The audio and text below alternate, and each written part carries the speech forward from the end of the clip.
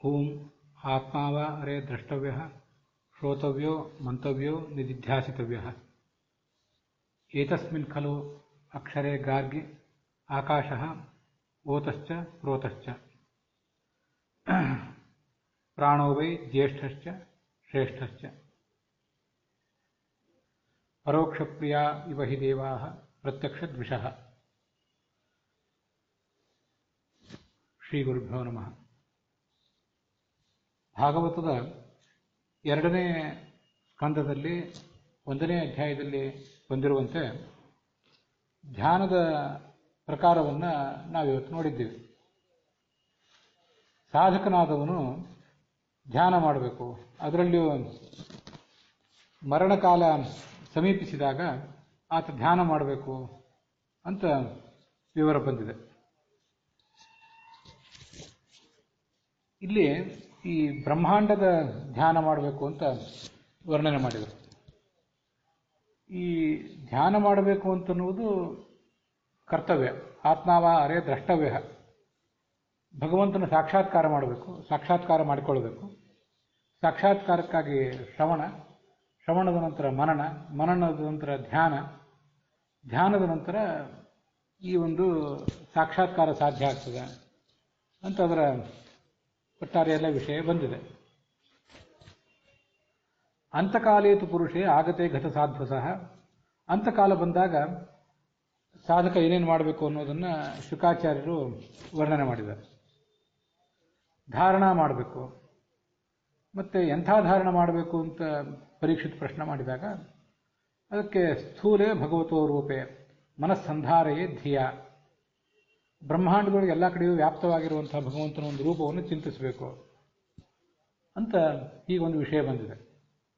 ಮುಂದೆ 24ನೇ ಶ್ಲೋಕದಲ್ಲಿ ವಿಶೇಷಸ್ತಸ್ಯ ದೇಹೋಯಂ, ಭಗವಂತನಿಗೆ ಈ ಬ್ರಹ್ಮಾಂಡ ಅನ್ನೋದೊಂದು ದೇಹ, ಇಷ್ಟೆಲ್ಲ ಬಂತು. ಇದನ್ನು ವ್ಯಾಖ್ಯಾನ ಮಾಡುವಾಗ ಸ್ಥೂಲೇ ಭಗವತೋ ರೂಪೆ ಅಂತ ಏನು ಬಂದಿದೆಯಲ್ಲ, ಇದನ್ನು ಹೇಳುವಾಗ ಅನೇಕ ಜನ ಹಿರಿಯರು ವಿದ್ವಾಂಸರು ನಮ್ಮೆದುರಿಗೆ ಯಾವುದೇ ಒಂದು ಸ್ಥೂಲ ರೂಪ ಇದ್ದರೂ ಕೂಡ, ಒಂದು ಪರ್ವತ, ಮತ್ತೊಂದು ಆಕಾಶ ಇತ್ಯಾದಿ ಯಾವುದೇ ಸ್ಥೂಲ ರೂಪ ಇದ್ದರೂ ಕೂಡ ಅಲ್ಲಿಯೇ ಭಗವಂತನನ್ನು ಧ್ಯಾನಿಸಬೇಕು, ಹೀಗೇನೂ ಕೂಡ ಅಭಿಪ್ರಾಯ ಪಡ್ತಾರೆ. ಇನ್ನು ಅಂತಕಾಲ ಸಮೀಪಿಸಿಲ್ಲಿ ಬಿಡಲಿ, ಪ್ರತಿಯೊಬ್ಬ ಸಾಧಕನೂ ಕೂಡ ಬ್ರಹ್ಮಾಂಡದ ಒಳಗೆ ಭಗವಂತನ ರೂಪವನ್ನು ಚಿಂತಿಸಬೇಕು, ನಿತ್ಯವೂ ಧ್ಯಾನಿಸಬೇಕು. ಬ್ರಹ್ಮಾಂಡದೊಳಗಾಗದೆ ಹೋದರೆ ಆ ಬ್ರಹ್ಮಾಂಡದ ಒಂದು ಸಣ್ಣ ರೂಪ ಈ ಒಂದು ಪಿಂಡಾಂಡ, ಈ ನಮ್ಮ ದೇಹದೊಳಗಾದರೂ ಈ ರೂಪವನ್ನು ಚಿಂತಿಸಬೇಕು, ವಿಶ್ವರೂಪವನ್ನು ಚಿಂತಿಸಬೇಕು.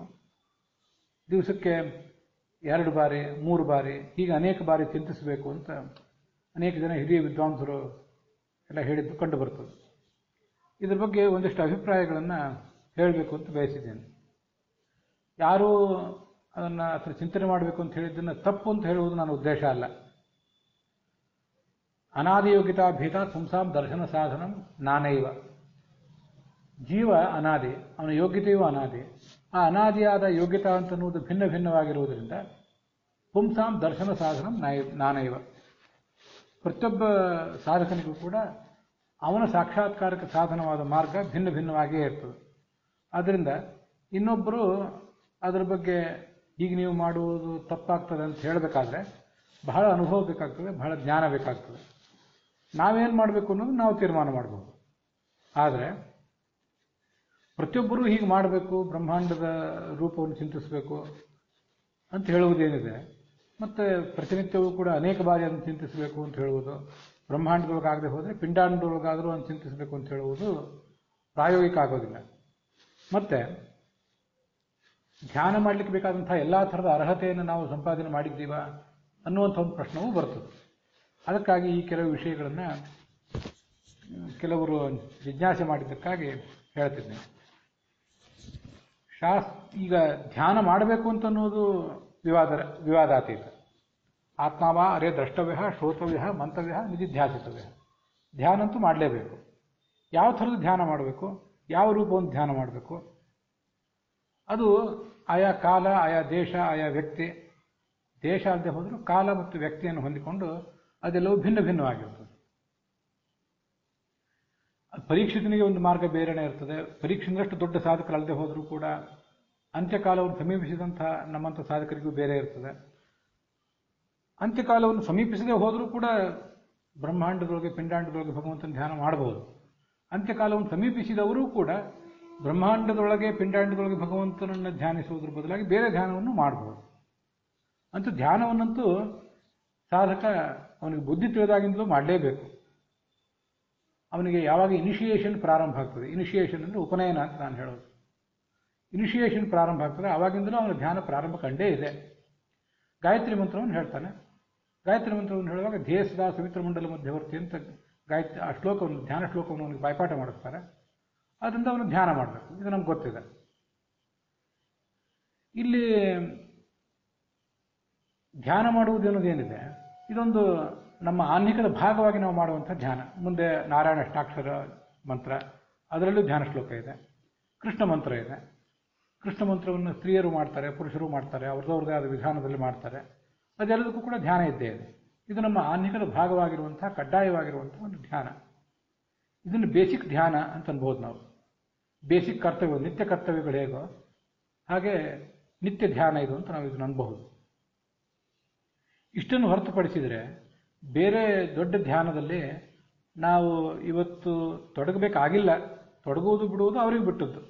ಬ್ರಹ್ಮಾಂಡದ ಧ್ಯಾನ, ಪಿಂಡಾಂಡದ ಧ್ಯಾನ, ತುಂಬ ಸಂಕೀರ್ಣವಾದಂಥ ವಿಷಯಗಳನ್ನು ಒಳಗೊಂಡಂಥ ಧ್ಯಾನ, ಅದು ನಾವು ಮಾಡಬೇಕಾಗೇ ಇಲ್ಲ ಅಂತನ್ನೋದನ್ನು ಹೇಳೋದು ನನ್ನ ಉದ್ದೇಶ ಅಷ್ಟೆ. ಶಾಸ್ತ್ರ ಏನು ಹೇಳಿದೆ? ಯಥಾಶಕ್ತಿ ಕಿಲಾನ್ ವೇದಾನ್ ವಿಜ್ಞಾಯೋಪಾಸನಂ ಭವೇತ್. ಇದು ಅನುವ್ಯಾಖ್ಯಾನದ ಒಂದು ವಿವರ. ಯಥಾಶಕ್ತಿ ನೀವು ನಿಮಗೆ ಶಕ್ತಿ ಇದ್ದಷ್ಟು ಎಲ್ಲ ಶಾಸ್ತ್ರಗಳನ್ನು ಓದಬೇಕು. ಅದಾದಮೇಲೆ ಧ್ಯಾನ ಮಾಡಬೇಕು. ಉಪಾಸನಂ ಭವೇತ್ ಅಂತ ಅಲ್ಲಿರೋದು.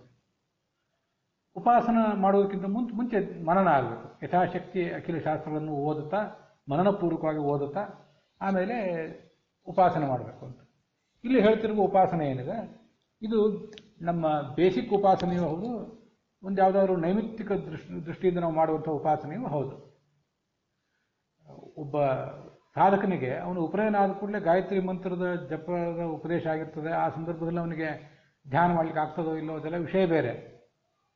ಅಂತೂ ಮಾಡಬೇಕು ಅಂತನ್ನುವುದು ವಿಹಿತ. ಶಾಸ್ತ್ರಗಳನ್ನು ನಾವು ಹೆಚ್ಚೆಚ್ಚು ಓದಿದಷ್ಟು, ಹೆಚ್ಚೆಚ್ಚು ಮನನ ಮಾಡಿದಷ್ಟು ನಮ್ಮ ಬೇಸಿಕ್ ಧ್ಯಾನ ಅನ್ಸ್ಕೊಂಡಿರುವಂತಹ ಗಾಯತ್ರಿ ರೂಪ, ಕೃಷ್ಣ ರೂಪದ ಧ್ಯಾನ ಅವು ಹೆಚ್ಚು ತೇಜಸ್ವಿ ಆಗ್ತವೆ.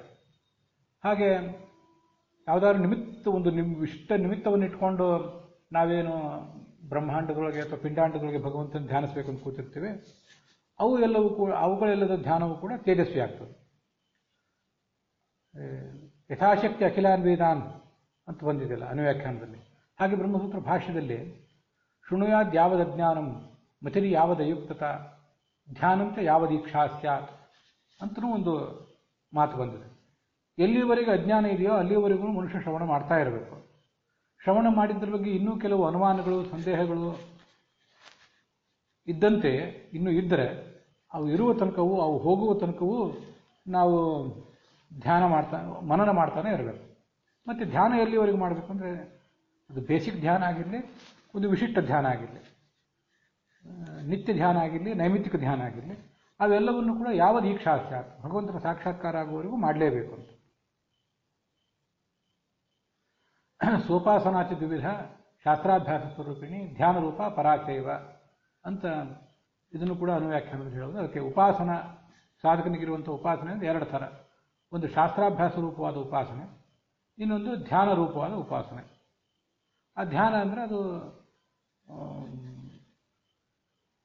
ಒಂದು ಯಾವುದಾದ್ರೂ ನಿಮಿತ್ತವನ್ನು ಇಟ್ಕೊಂಡು ಬ್ರಹ್ಮಾಂಡ, ಪಿಂಡಾಂಡ ಇತ್ಯಾದಿಗಳಲ್ಲಿ ಭಗವಂತನನ್ನು ಉಪಾಸನೆ ಮಾಡುವುದು ಒಂದು.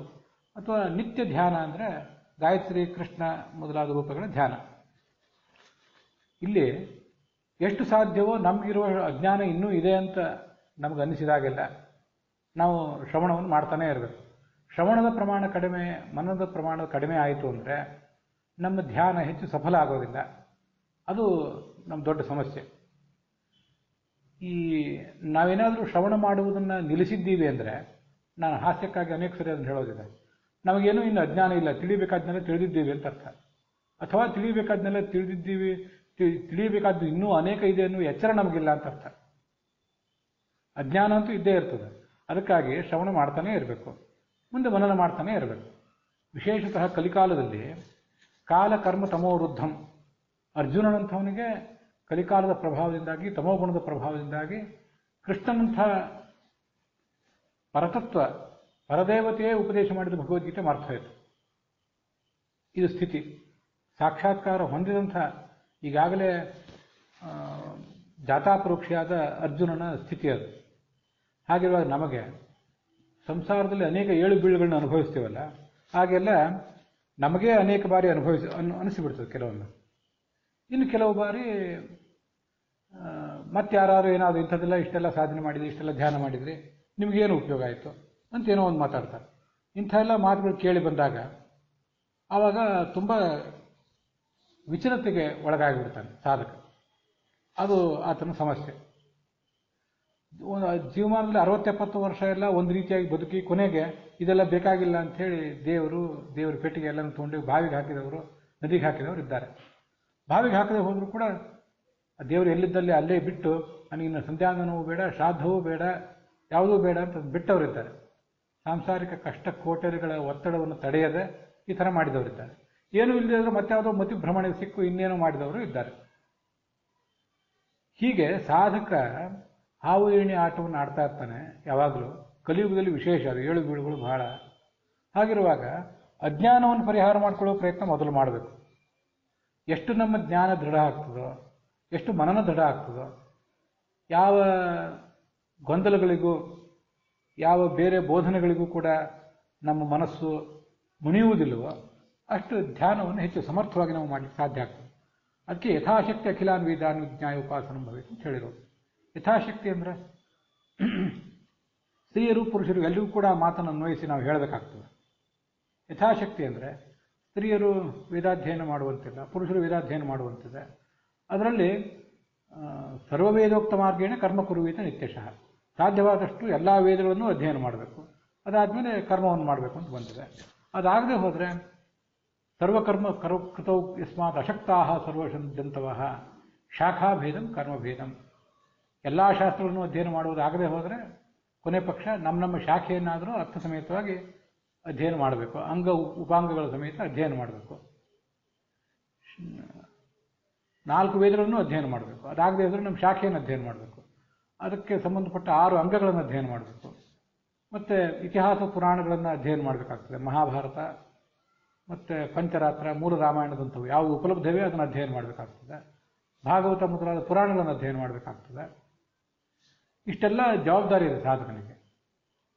ಅವನ ಅಜ್ಞಾನವನ್ನು ಒಳಗೆ ಹಾಗೇ ಇಟ್ಕೊಂಡು ಅದರ ಒಂದು ಬುನಾದಿ, ಅದು ಫೌಂಡೇಶನ್ ಬಲವಿಲ್ಲದೆ ಮೇಲೆ ಧ್ಯಾನದ ಸೌಧ ಕಟ್ತಾ ಹೋದರೆ ಆ ಧ್ಯಾನ ಯಾವಾಗ ಕುಸಿತದೋ ಹೇಳಲಿಕ್ಕೆ ಬರೋದಿಲ್ಲ.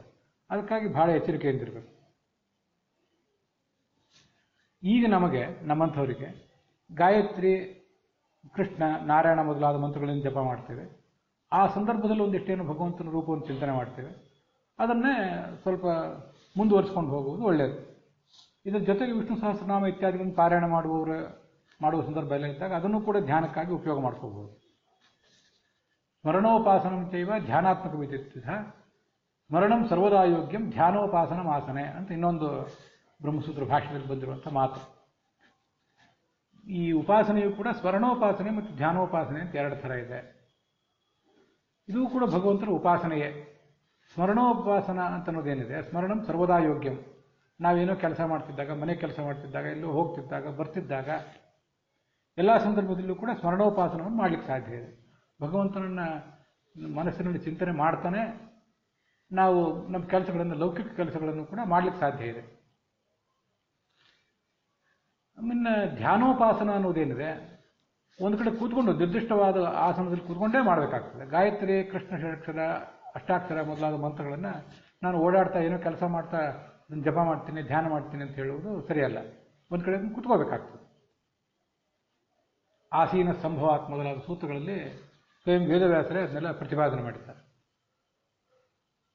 ಶೃಣ್ವನ್ ಗೃಣನ್ ಸಂಸ್ಮರೆಯಂಶ ಚಿಂತೆಯನ್ ನಾಮಾನಿ ರೂಪಾಣಿ ಚ ಮಂಗಲಾನಿತೆ ಕ್ರಿಯಾಸು ಯಸ್ತಚ್ಚರಣಾರವಿಂದಯೋ ಅವಿಷ್ಟಚಿತ್ತೋ ನ ಭವಾಯ ಕಲ್ಪತೆ ಅಂತ ಭಾಗವತದಲ್ಲಿ ಬಂದಿರುವಂಥ ಒಂದು ಮಾತು.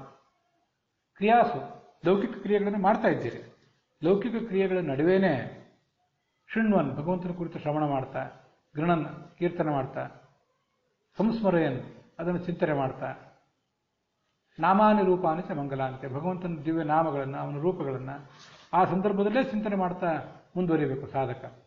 ನ ಭವಾಯ ಕಲ್ಪಿತೆ. ಹಾಗೆ ಮಾಡ್ತಾ ಇದ್ರೆ ಅವನು ಯಾವತ್ತೂ ಕೂಡ ಪತನಕ್ಕೊಳಗಾಗೋದಿಲ್ಲ. ಸ್ಮರಣೋಪಾಸನವನ್ನು ಯಾವಾಗಲೂ ಮಾಡ್ತಾ ಇರಬೇಕು. ಏನೆಲ್ಲ ಲೌಕಿಕ ಕ್ರಿಯೆಗಳನ್ನು ಮಾಡುವಾಗಲೂ ಕೂಡ ಸ್ಮರಣೋಪಾಸನವನ್ನು ಮಾಡಬೇಕು. ಸ್ಮರ್ತವ್ಯ ಸತತಂ ವಿಷ್ಣು ವಿಸ್ಮರ್ತವ್ಯೋ ಜಾತುಚಿತ. ಭಗವಂತನನ್ನು ಯಾವತ್ತೂ ಮರೆಯಬಾರದು. ವಿಸ್ಮರ್ತವ್ಯೋ ಜಾತುಚಿತ, ಯಾವತ್ತೂ ಸ್ಮರಿಸ್ತಾ ಇರಬೇಕು ಅವನನ್ನು. ಮತ್ತು ಸ್ಮರಣೋಪಾಸನೆ ಅನ್ನೋದು ಯಾವತ್ತೂ ನಡೀತಾ ಇರಬೇಕು. ಅದು ಬಹಳ ಸುಲಭ ಸಾಧಕನಿಗೆ. ಉಳಿದೆಲ್ಲ ವಿಧಿ ನಿಷೇಧಗಳು, ಏನು ಮಡಿ ಮಾಡಬೇಕು, ಏನು ಮೈಲಿಗೆ ಮಾಡಬೇಕು ಅನ್ನೋದೆಲ್ಲವೂ ಕೂಡ ಇದಕ್ಕೆ ಅಧೀನ. ಸ್ಮರಣೋಪಾಸನವನ್ನು ತಪ್ಪಿಸಬಾರದು. ಧ್ಯಾನೋಪಾಸನವನ್ನು ಸಂಧ್ಯಾ ವಂದನೆ ಮೊದಲಾದಗಳನ್ನು ಮಾಡಲಿಕ್ಕೆ ಕೂತಾಗ, ಪೂಜೆ ಮಾಡಲಿಕ್ಕೆ ಕೂತಾಗ ನಿರ್ದಿಷ್ಟ ಮಂತ್ರಗಳನ್ನು ಹೇಳ್ತಾ, ಮಂತ್ರದ ಧ್ಯಾನ ಶ್ಲೋಕವನ್ನು ಹೇಳ್ತಾ ಮಾಡಬೇಕಾದ್ದು ಧ್ಯಾನ ಶ್ಲೋಕ. ಸ್ಮರಣೋಪಾಸನ ಅಂತಂದು ತುಂಬ ಬೇಸಿಕ್ ಆಗುತ್ತೆ. ಅದರ ಮೇಲೆ ನಮ್ಮ ಆನ್ನಿಕದ ಭಾಗವಾಗಿ ಬೇಸಿಕ್ ಆಗಿರುವಂಥದ್ದು ಈ ಧ್ಯಾನೋಪಾಸನೆ, ಗಾಯತ್ರಿ, ಕೃಷ್ಣ ಅಷ್ಟಾಕ್ಷರ ಮೊದಲಾದವು. ಇದಾದ ಮೇಲೆ ತುಂಬ ವಿಶಿಷ್ಟವಾದ ಉಪಾಸನೆ ಅಂದರೆ ಬ್ರಹ್ಮಾಂಡದಲ್ಲಿ ಭಗವಂತನ ಉಪಾಸನೆ, ಪಿಂಡಾಂಡದಲ್ಲಿ ಭಗವಂತನ ಉಪಾಸನೆ. ಅದಲ್ಲದೆ ಹೋದ್ರೂ ಸ್ಥೂಲೇ ಭಗವತೋ ರೂಪೆ. ಅನೇಕ ಜ್ಞಾನಿಗಳು ಅದರ ಬಗ್ಗೆ ವರ್ಣನೆ ಮಾಡಿದ್ದಾರೆ. ನಮ್ಮೆದುರಿಗಿರುವಂಥ ಬೆಟ್ಟ, ಆಕಾಶ ಇತ್ಯಾದಿಗಳು ನೋಡಿದಾಗಲೂ ಕೂಡ ಭಗವಂತನ ಸ್ಮರಣೆ ನಮಗೆ ಬರಬೇಕು. ಸ್ವಾನಂದಾಕೃತಿ ಮಸ್ಮರನ್ ಮುರರಿಪುಂ ಸ್ವಾನಂದ ತೀರ್ಥಸ್ಥದ ಅಂತ ಮಧ್ವಾಚಾರ್ಯರು ಹಿಮಾಲಯ ಪರ್ವತವನ್ನು ನೋಡಿ ಸ್ವಾನಂದ ರೂಪನಾದ, ಆನಂದ ರೂಪನಾದ ಭಗವಂತನ ನೆನಪು ಮಾಡಿಕೊಂಡ್ರು ಅಂತ ಕೇಳಿ ಬರ್ತದೆ. ಪಾದೋಪಾಂತ ನಮನ್ ಮಹಾಮುನಿ ಗಡಂ ಹೇಮ ಪ್ರದೀಪ್ತಾಂಬರಂ ಅಂತ ಆ ವಿಶಾಲವಾದ ಆ ಹಿಮಾಲಯ ಎಷ್ಟು ಅಗಲ, ಅದರ ಎತ್ತರ ಎಷ್ಟು, ಗೌರಿಶಂಕರ ಶಿಖರ ಅದರದ್ದು ಬಹಳ ಎತ್ತರವಾದ ಶಿಖರ, ಅದರ ಆಳ ಎಷ್ಟು, ಅದರ ಅಜ್ಞಾತವಾದ ಪ್ರದೇಶಗಳೆಷ್ಟು, ಅಂಥ ಮಹಾ ಹಿಮಾಲಯವನ್ನು ನೋಡಿದಾಗ ಆಚಾರ್ಯಗೆ ಈ ಭಗವಂತನ ನೆನಪು ಬಂತು, ಭಗವಂತನ ಅಲ್ಲಿ ಕಂಡ್ರು ಅಂತ ಕೇಳಿ ಬರ್ತದೆ. ಸ್ವಾನಂದಾಕೃತಿ ಅಸ್ಮರತ್, ಸುಮ್ಮನೆ ಏನೋ ನಮಗೆ ನೆನಪು ಬಂದಂತೆ, ನಮಗೇನೋ ನೋಡಿದಾಗ ನಾವೆಲ್ಲೂ ಹೋದಾಗ ಮತ್ತೆ ಯಾರ್ದೋ ಮಕ್ಕಳನ್ನ ನೋಡಿ ನಮ್ಮ ಮಕ್ಕಳ ನೆನಪು ಬರ್ತದೆ, ನಮ್ಮ ಹೆಂಡತಿನ ನೆನಪು ಬರ್ತದೆ, ಗಂಡನ ನೆನಪು ಬರ್ತದೆ. ಹಾಗೆ ನೆನಪು ಬಂದದ್ದಲ್ಲ ಅದು. ಆಚಾರ್ಯರು ಆ ಹಿಮಾಲಯ ಪರ್ವತವನ್ನು ನೋಡಿದಾಗ ಅಲ್ಲಿ ಆ ಸ್ಥೂಲವಾದ ಆ ಒಂದು ದೇಹ ಅದು ಭಗವಂತನಿಗೆ. ಅಲ್ಲಿ ಸ್ಥಾವರಾಣಾಂ ಹಿಮಾಲಯ ಮೇರು ಶಿಖರಿಣಾಮಹಂ, ಮೇರು ಪರ್ವತ ಮತ್ತು ಹಿಮಾಲಯ ಪರ್ವತ ಇತ್ಯಾದಿಗಳಲ್ಲಿ ಇರುವ ಭಗವಂತನ ರೂಪವನ್ನು ಅವರು ಕಂಡರು, ಸ್ಮರಣೋಪಾಸನೆ ಮಾಡಿದರು ಅಂತ ಅವ್ರ ತಾತ್ಪರ್ಯ. ಹಾಗೆ ಬ್ರಹ್ಮಾಂಡದಲ್ಲಿ ಅಥವಾ ಪಿಂಡಾಂಡದಲ್ಲೇ ಉಪಾಸನೆ ಮಾಡಲಿಕ್ಕಾಗದೆ ಹೋದ್ರು ಸ್ಥೂಲವಾದ ಅತಿ ವಿಶಾಲವಾದ ಏನನ್ನೇ ಕಂಡ್ರು ಅಲ್ಲೆಲ್ಲ ಕಡೆನೂ ಕೂಡ ಈ ಥರದ ಭಗವಂತನ ರೂಪವನ್ನು ಚಿಂತಿಸಬೇಕು. ಈ ನಮಗೆ ಪ್ರತಿಬಂಧಕಗಳು ಪರಿಹಾರ ಕಾಣಬೇಕಲ್ಲ, ಅದು ಇರೋದು. ಈ ನಾವೀಗಾಗಲೇ ಅದನ್ನು ಮತ್ವ ಶ್ರುತ್ವ ತಥಾ ಧ್ಯಾತ್ವ ಅಂತನ್ನುವಲ್ಲಿ ವಿಜಯಧ್ವಜರು ಹೇಳಿರುವಂಥ ಸಂಗತಿಗಳನ್ನು ನೋಡಿದ್ದೇವೆ. ಪೃಥಗ್ಹಿ ಅಪ್ರತಿಬಂಧ ಫಲಂ ಅಂತ ಆಚಾರ್ಯರು ಅದನ್ನು ತೋರಿಸಿಕೊಟ್ಟಿದ್ದಾರೆ. ಬ್ರಹ್ಮಸೂತ್ರ ಭಾಷ್ಯದಲ್ಲಿ ಅದು ಬಂದಿದೆ. ಈ ಭಾಗವತದ ಪ್ರವಚನ ನಾವು ಹಿಂದೆ ಕೇಳಿದಾಗ ಅದನ್ನು ನೋಡೇ ಇದ್ದೇವೆ. ಮತ್ವ ಶ್ರುತ್ವ ತಥಾ ಧ್ಯಾತ್ವ. ಶ್ರುತ್ವ ಮತ್ವ, ಮೊದಲು ಶ್ರವಣ ಮಾಡಬೇಕು, ಆಮೇಲೆ ಮನನ ಮಾಡಬೇಕು. ತಥಾ ಧ್ಯಾತ್ವ, ಹಾಗೆ ಧ್ಯಾನ ಮಾಡಬೇಕು. ತತಜ್ಞಾನ ವಿಪರ್ಯಯವು, ಭಗವಂತನ ಕುರಿತಾಗಿ ಜ್ಞಾನದ ಕೊರತೆ, ತಪ್ಪು ತಿಳುವಳಿಕೆ ಇತ್ಯಾದಿಗಳನ್ನು ಪರಿಹಾರ ಮಾಡಿಕೊಳ್ಬೇಕು. ಸಂಶಯವಂಚ ಪರಾಣುದ್ಯ, ಸಂಶಯವನ್ನು ಪರಿಹರಿಸ್ಕೊಳ್ಬೇಕು. ಮತ್ತು ಲಭತೆ ಬ್ರಹ್ಮದರ್ಶನಂ, ಮುಂದೆ ಕೊನೆಗೆ ಭಗವಂತನ ಸಾಕ್ಷಾತ್ಕಾರ ಅವನಿಗಾಗಲಿಕ್ಕೆ ಸಾಧ್ಯ ಅಂತ ಹೀಗೆ ಅದನ್ನು ವರ್ಣನೆ ಮಾಡ್ತಾರೆ. ಅಲ್ಲಿ ಆಚಾರ್ಯರು ಮತ್ತು ಉಳಿದ ಟಿಪ್ಪಣಿಕಾರರು ಎಲ್ಲರೂ ಕೂಡ ಅದನ್ನು ಸ್ಪಷ್ಟಪಡಿಸಿದ್ದಾರೆ. ನಾವೇನು ಧ್ಯಾನ ಮಾಡಲಿಕ್ಕೆ ಅಂತ ಹೊರಡ್ತೀವಿ,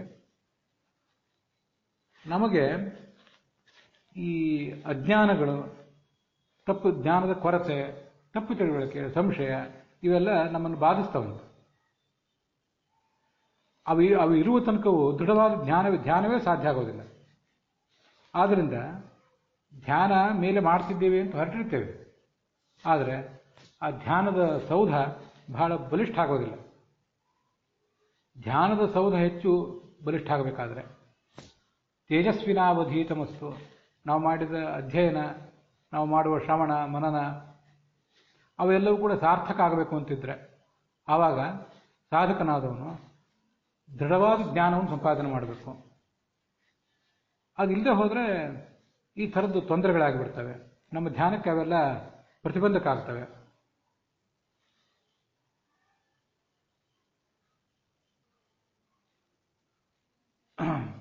ಶ್ರವಣಾದಿ ಫಲಂಚ ಅಜ್ಞಾನ ವಿಪರ್ಯಯ ಆದಿ ದರ್ಶನ ಪ್ರತಿಬಂಧ ನಿವೃತ್ತಿ ಆಚಾರ್ಯರ ಮಾತು. ಶ್ರವಣ ಮನನ ಇತ್ಯಾದಿಗಳನ್ನು ಮಾಡ್ತೀವಲ್ಲ, ಶ್ರವಣಾದಿ ಅಂದರೆ ಶ್ರವಣ ಮನನ ಮತ್ತು ಧ್ಯಾನ, ಬೇಸಿಕ್ ಧ್ಯಾನ ಇತ್ಯಾದಿಗಳನ್ನು ಮಾಡ್ತೀವಲ್ಲ, ಇದರ ಫಲ ಏನು ಅಂದರೆ ಅಜ್ಞಾನ ವಿಪರ್ಯಯ ಮತ್ತು ಸಂಶಯಗಳನ್ನು ಪರಿಹರಿಸಿಕೊಳ್ಳುವುದು. ಇವು ಪರಿಹಾರ ಕಂಡ್ರೆ ಸಾಕ್ಷಾತ್ಕಾರ ತಾನೇ ಆಗ್ತದೆ.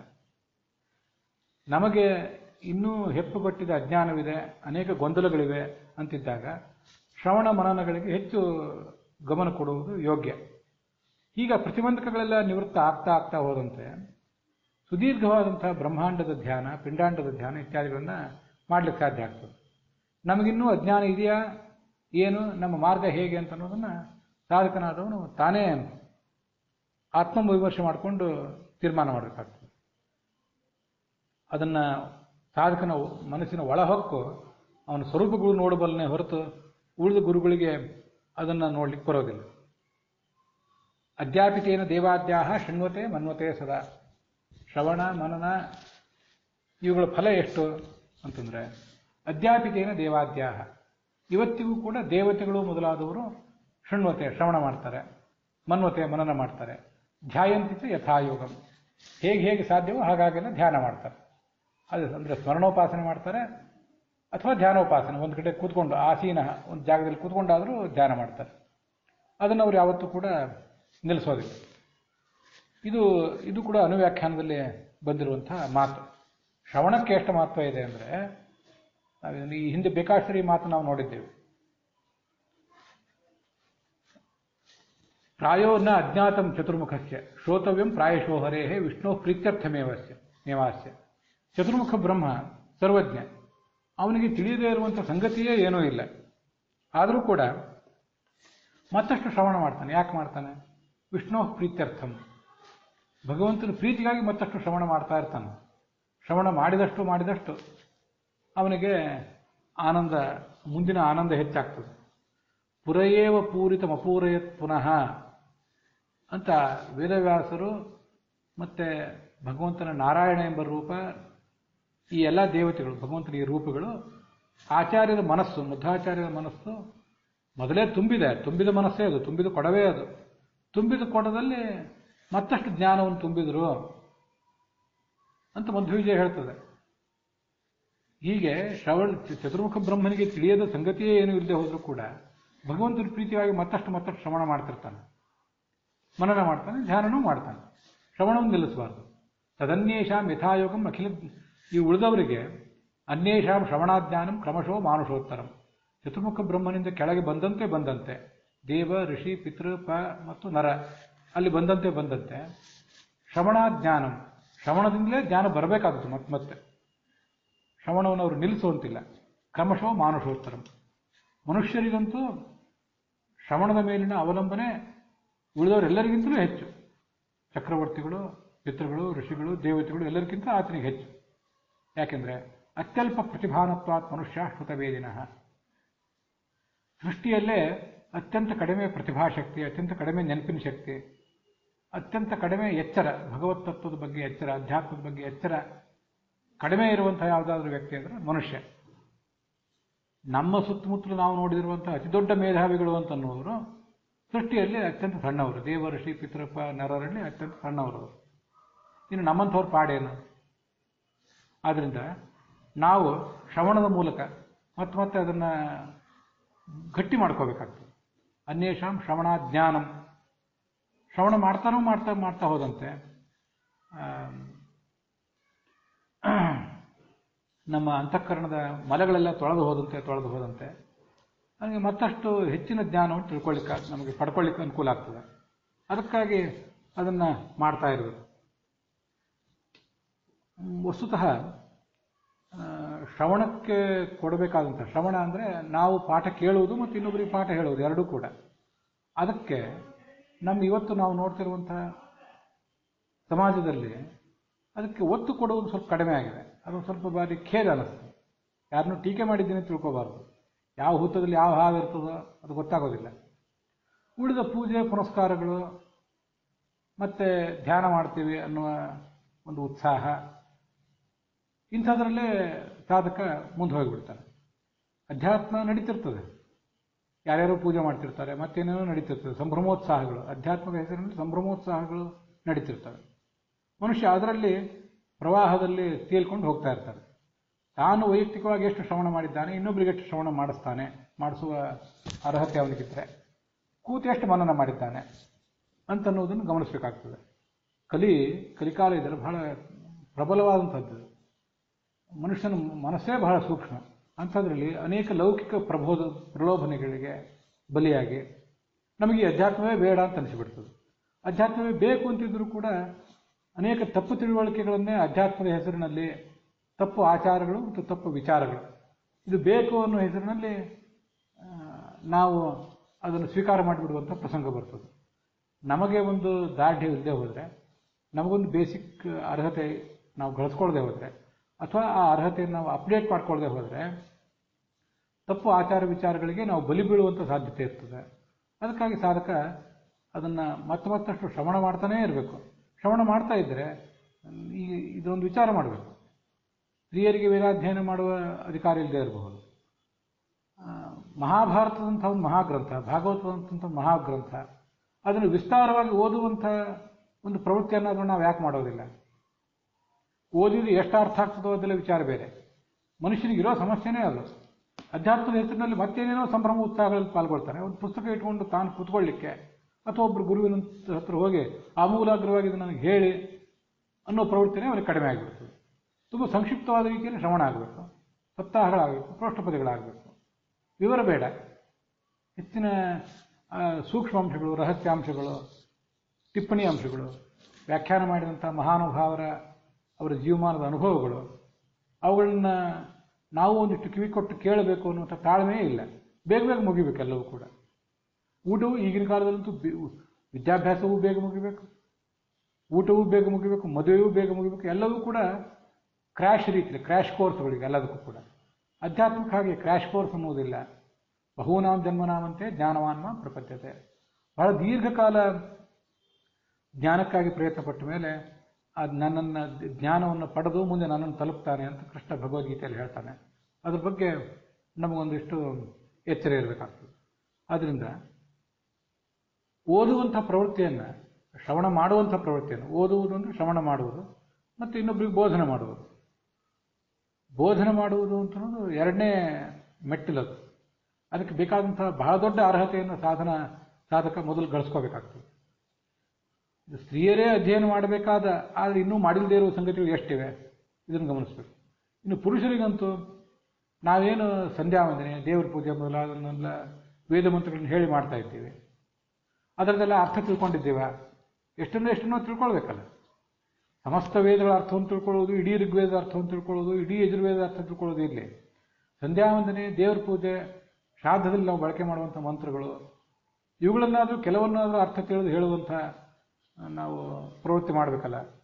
ಅದನ್ನು ಮಾಡದೆ ಹೋದರೆ ಶಾಸ್ತ್ರ ಅದನ್ನು ಕೆಲವು ಕಡೆ ಪಂಕೆ ಗೌರಿವ ಸೀದತೆ ಅಂತ, ಈಗ ಶಾಸ್ತ್ರಗಳನ್ನು ತಲೆ ಮೇಲೆ ಧರಿಸಿದ್ದಾನೆ, ಆದರೆ ಅರ್ಥಗಳನ್ನು ತಿಳ್ಕೊಳ್ಳೋ ಪ್ರಯತ್ನ ಮಾಡ್ತಿಲ್ಲ ಅಂತ ಒಂದು ಸ್ಥಿತಿ ಹೇಗಾಗ್ತದೆ ಅಂದರೆ, ಪಂಕೆ ಗೌರಿವ, ಈ ಒಂದು ದೊಡ್ಡ ಗೂಳಿ ಅದು ಆ ಕೆಸರಿನಲ್ಲಿ ಹೋಗಿ ಸಿಕ್ಕಿಬಿದ್ದಿದೆ. ಆ ಕೆಸರಿನಲ್ಲಿ ಹೋಗಿ ಸಿಕ್ಕಿಬಿದ್ದ ಗೂಳಿಯನ್ನು ಹೊರಗೆ ತೆಗಿಲಿಕ್ಕೆ ಇವನಿಗೆ ಬೇರೆ ಯಾರಿಗೂ ಆಗೋದಿಲ್ಲ. ದೊಡ್ಡ ಮೊದಲೇ ಬೃಹದಾಕಾರದ ಗೂಳಿ, ಅದಕ್ಕೆ ತಾನು ಕೆಸರಿನಲ್ಲಿ ಸಿಕ್ಕಿ ಬಿದ್ದಿರೋದ್ರಿಂದ ಮೇಲೆ ಬರಲಿಕ್ಕಾಗ್ತಿಲ್ಲ. ಬಾಯಾರಿಕೆ ಆಗಿದೆ, ಚೆನ್ನಾಗಿ ನೀರು ಕುಡಿಯೋಣ ಅಂದರೆ ಸ್ವಚ್ಛವಾದ ನೀರಲ್ಲ, ಕೆಸರು. ಆ ಕೆಸರಿನಿಂದ ನೀರನ್ನು ಬೇರ್ಪಡಿಸಿ ಕುಡಿಲಿಕ್ಕೆ ತನಗೆ ಶಕ್ತಿ ಇಲ್ಲ. ಅದನ್ನು ಅಂಥ ದೊಡ್ಡ ಬೃಹದಾಕಾರದ ಗೂಳಿಯನ್ನು ಬೇರೆಯವ್ರಿಗೆ ಎತ್ತೋದು ಹೇಗೆ? ಕೆಸರಿನಲ್ಲಿ ಬಿದ್ದ ಗೂಳಿಯನ್ನು ಎತ್ತುವುದು ಏನು ಸಾಮಾನ್ಯದ ಕೆಲಸವೇ? ಜ್ಞಾತವ್ಯ ಸರ್ವ ವೇದಾರ್ಥ ವೇದಾನಾಂ ಕರ್ಮಸಿದ್ಧಯೇ ಪಾಠ ಮಾತ್ರ ಅವಸಾನಸ್ತು.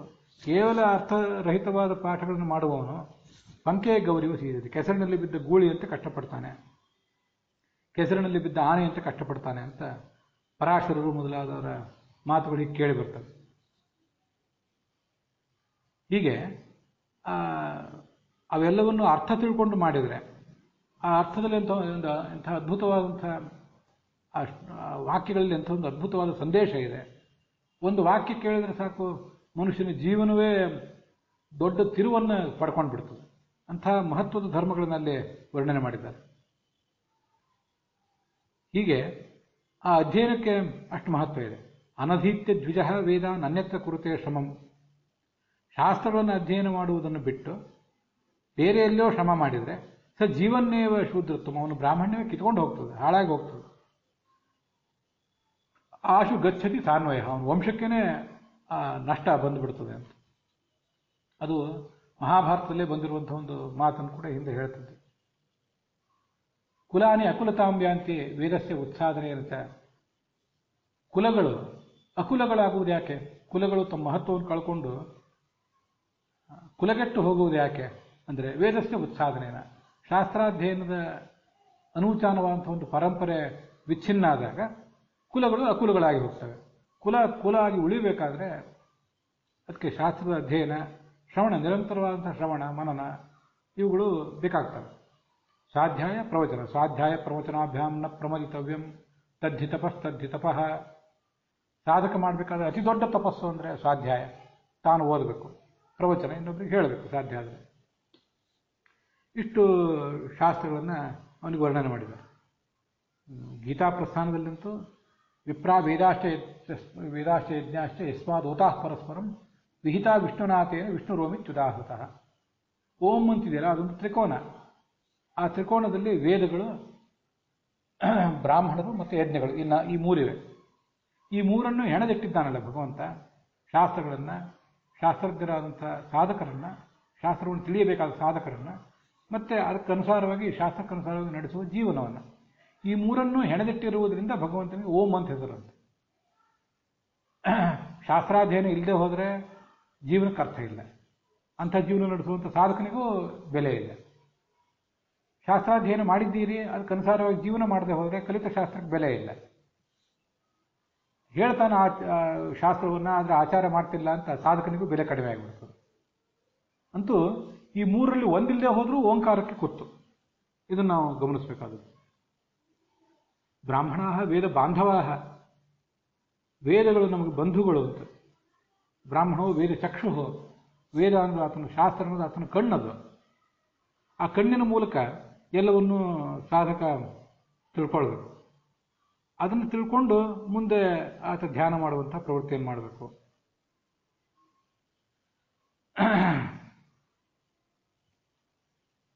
ಹೀಗೆ ಧ್ಯಾನ ಮಾಡುವುದಕ್ಕೆ ಬೇಸಿಕ್ ಧ್ಯಾನ, ಗಾಯತ್ರಿ, ಕೃಷ್ಣ ಷಡಕ್ಷರ, ಅಷ್ಟಾಕ್ಷರ ಮೊದಲಾದ ಮಂತ್ರಗಳನ್ನೇನು ಉಪದೇಶ ತಗೊಂಡಿದ್ದೇವೆ, ಅದರ ಬೇಸಿಕ್ ಧ್ಯಾನಕ್ಕೆ ಒಂದು ಆದ್ಯತೆ ಬೇಕು. ಅದು ಇನಿಷಿಯೇಷನ್, ಉಪನಯನದಿಂದಲೇ ಪ್ರಾರಂಭ ಕಾಣಬೇಕು.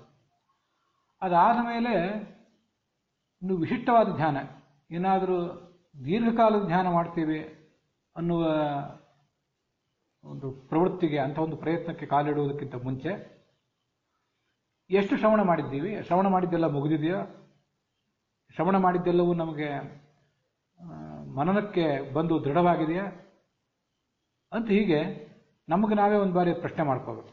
ಆ ಥರದ ಪ್ರಶ್ನೆ ಮಾಡಿಕೊಂಡು ಸಾಧಕ ಮುಂದುವರಿಬೇಕಾಗ್ತದೆ. ಹೀಗೆ ಧ್ಯಾನದ ಕುರಿತಾಗಿ, ಶ್ರವಣ ಮನನ ಧ್ಯಾನದ ಕುರಿತಾಗಿ